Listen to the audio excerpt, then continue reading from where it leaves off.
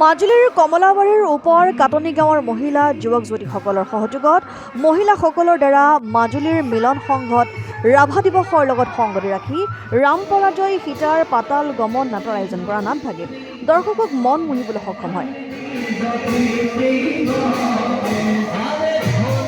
মহিলাসকলেও কৃষ্টি সংস্কৃতিৰ ক্ষেত্ৰত যে পিছপৰা নহয়, তেওঁলোকেও পুৰুষৰ সমানেই এখন ভাওনা ফুটাই তুলিব পাৰে, সেই উদ্দেশ্য আগত ৰাখি আয়োজন কৰা হৈছে বুলি জানিবলৈ দিয়ে।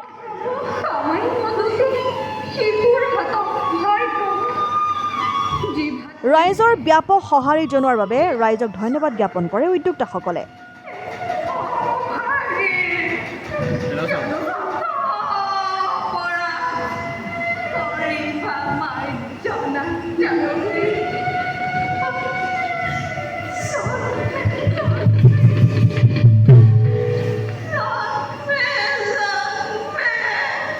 ভাল লাগিছে, আনন্দিত হৈছোঁ।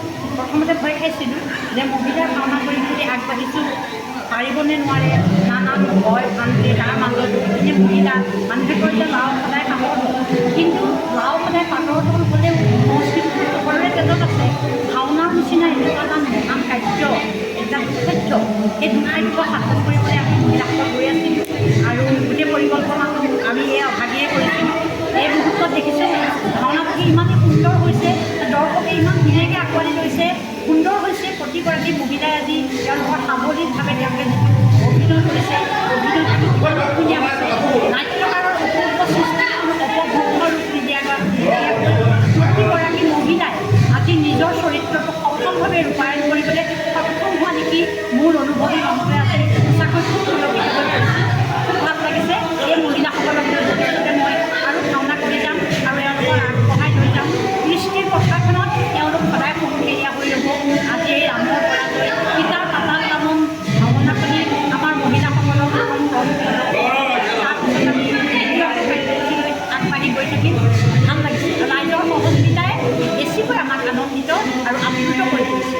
যশস্বী নাট্যকাৰজনে আহি এই নাটভাগি নিজে উদ্বোধন কৰিলত আৰু বেছি আমি মানে কৃতাৰ্থ হ'লোঁ, যিহেতু যিজন মানে নাট্যকাৰৰ এই নাটভাগ ৰামৰ পৰাজয় সীতাৰ পাতাল গমন, যশস্বী নাট্যকাৰ উৎপল খনিকৰদেৱ, তেখেত নিজে আহিছে আমাৰ মাজুলীলৈ 2024 চনত। তেখেতৰ নাটে 2024 নহয়, কেইবাবছৰো আমাৰ সদৌ অসম আউনীআটী যি ভাওনা সমাৰোহ হয়, সেই ভাওনা সমাৰোহত তেখেতে প্ৰথম স্থান আজুৰি আনিবলৈ সক্ষম হৈছে।